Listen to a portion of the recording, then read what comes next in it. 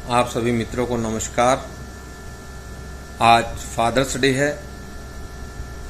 मैंने देखा कि कई व्यक्तियों ने धन धन गुरु गोविंद सिंह जी की फोटो को डाल के हैप्पी फादर्स डे लिखा। कईयों ने राम जी की फोटो को डाल के निकला, कि ने अल्लाह जी की फोटो को डाल के हैप्पी फादर्स डे लिखा। मैं किसी का विरोधी नहीं हूं। मैं केवल इतना कहना चाहूँगा कि संसारिक रूप से एक प्रक्रिया बनी जिसमें आप पिता के बिना गर्भवास धारण नहीं कर सकते। वो संसारिक पिता जो आपके लिए सारी जिंदगी मर मिटता है, वो संसारिक पिता जिसको भगवान नहीं दिया, उस गुरु गोविंद सिंह ने ही दिया। और हम हर वक्त प्रभु की बात करते हैं, और देखा जाए तो हम हर वक्त प्रभु को ध्या सकते हैं। जब हम नित्य करते हैं, जब हम प्रभु का नाम लेते हैं, तो हम प्रभु को ध्याते हैं। पर क्या हम अपने पिता को सच में ध्याते हैं?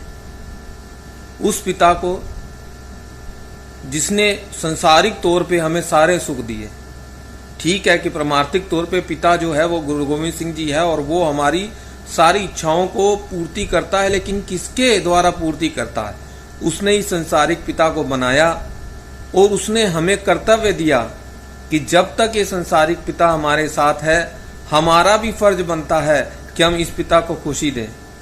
कृपया पिता दिवस पर कम से कम एक दिन अपने पिताजी को पूरे मन से आराधें। आराधने का मतलब यह है कि उनके नज़दीक जाके बैठें, उनको कुछ खुशी दें।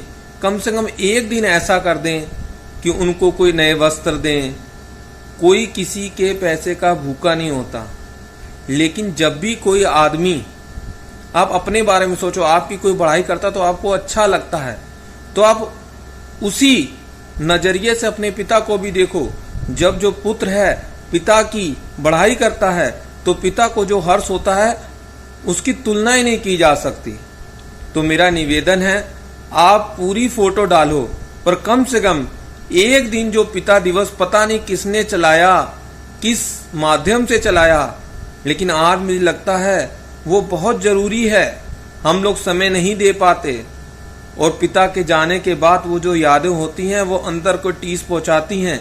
इससे अच्छा है कि हम पिता के जीते जी उस पिता को याद करें जो हमारे लिए पढ़ाई के बस्ते लाता है, जो हमारे लिए दवाइयाँ लाता है, जो हमारी खुशी के लिए रोजगार ढूंढता है। अगर पैसा नहीं भी मिलता तो भी वो कहीं से जुगाड़ करता है।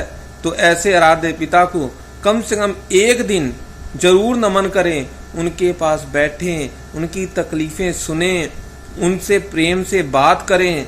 कम से कम एक दिन अगर आप बहुत ऊपर उठ भी गए हैं, तो एक दिन के लिए आप उनके पुत्र बन के उनके विचारों को सुने, ना कि अपने विचारों को उनके ऊपर कथन करें या उनके ऊपर थोपें।